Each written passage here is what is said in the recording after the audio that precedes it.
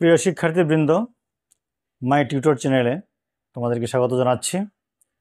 অর্থাৎ আর এমন একটি সম্পর্ক যেখানে x belongs to A, y belongs to A এবং x plus Y equal to 1, যেখানে এ এর মান দেওয়া আছে -2, -1, 0, 1, 2।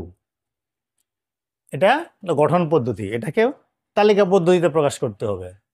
তালিকা পদ্ধতিতে প্রকাশ করতে হলে আমরা আগে আমাদের শর্তটাকে বুঝতে হবে। এখানে এ দেওয়া আছে একটি সেট, এখানে এক্সও এর মধ্যে আছে, ওয়াইও এর মধ্যে আছে, এবং আরেকটি শর্ত জুড়ে দেওয়া হয়েছে এক্স প্লাস ওয়াই সমান 1। তাহলে এই এমন একটি সম্পর্ক যেখানে এক্স এবং ওয়াই যোগ করলে হবে 1। তাহলে এই শর্ত থেকে আমরা এক্স এবং ওয়াইয়ের কিছু মান বের করব। তা আমরা শর্তটা কি দেওয়া আছে লিখব, শর্ত মতে X plus Y equal to 1, ঠিক না? তাহলে ওয়াই সমান কত হবে? 1 মাইনাস এক্স। অর্থাৎ এখানে এক্স এর মান বসাইলে ওয়াই এর একটি মান পাবো। এক্স এর কোন মানগুলো বসাবো? এক্স এর এই যে এতে যে মানগুলো আছে সেই মানগুলো বসাবো। আমরা একটা ছক তৈরি করি, একটা ছক তৈরি করলাম যেখানে উপরে লিখবো এক্স ওয়াই। কয়টা মান আছে? 5টা মান আছে। 5টা করে করে 1টা 2টা 3টা 4টা 5টা। কার মান বসাবো আমরা? আগে এক্স এর মান। কোন মানগুলো? এতে যে মানগুলো আছে, -2 আছে, -1 আছে, 0 আছে, 1 আছে, 2 আছে। তাহলে -2 যদি বসাই আমি এখানে, 1 মাইনাস -2 কি দাঁড়াচ্ছে? 1 মাইনাস -2 কত হয়? 1 মাইনাসে মাইনাসে +2 কত হয়? 3 হয়। এখানে 3 হবে।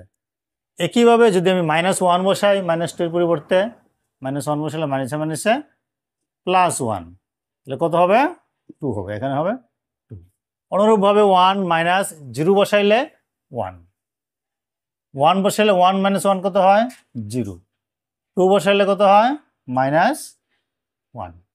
তাহলে এক্স এর 5টি মানের জন্য আমি ওয়াই এর 5টি মান পেলাম।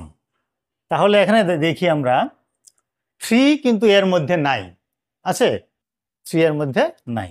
তাহলে আমরা লিখব যেহেতু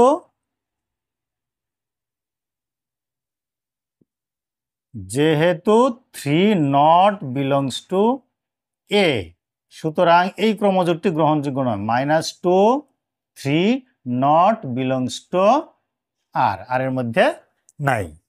তাহলে কোন সম্পর্কটি হবে? সুতরাং আর ইকুয়াল টু কত হবে? -1, 2, 0, 1, 1, 0, আবার 2 মাইনাস 1। এইটা হবে এটার তালিকা পদ্ধতি।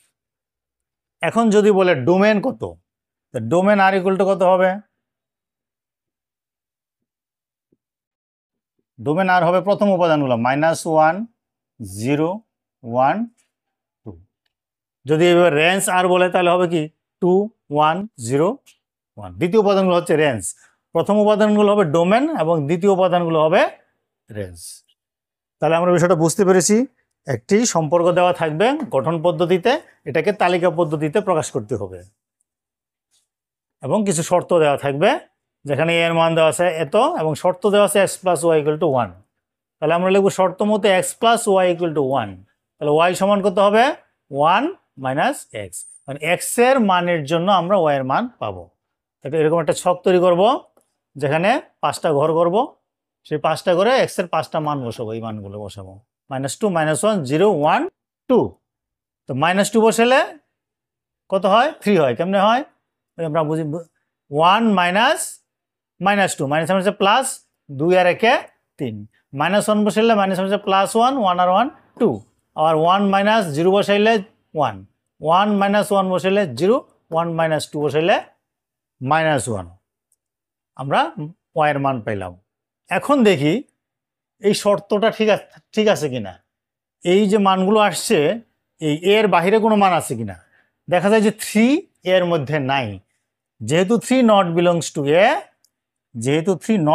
টু এ, সুতরাং -2, 3 নট বিলংস টু আর। এই ক্রমজোড়টা গ্রহণযোগ্য হবে না। তাহলে কোন ক্রমজোড়গুলো গ্রহণযোগ্য হবে? -1 2 0 1 1 0 2 -1, এটি হবে আর এর তালিকা পদ্ধতি। আর যদি ডোমেন বের করতে বলে তাহলে প্রথম যে উপাদানগুলো আছে -1 0 1 2 নিয়ে হচ্ছে ডোমেন, আর রেঞ্জ হবে রেঞ্জ আর ইকুয়াল টু দ্বিতীয় উপাদানগুলো। দ্বিতীয় উপাদান কি আছে? 2 1 0 -1, এটা হবে রেঞ্জ। আশা করি বুঝতে পেরেছ। এই ভিডিওটি যদি ভালো লাগে তোমরা লাইক, কমেন্ট এবং শেয়ার করবে। পরবর্তীতে আবার দেখা হবে। সে পর্যন্ত তোমরা সবাই ভালো থেকো। ধন্যবাদ।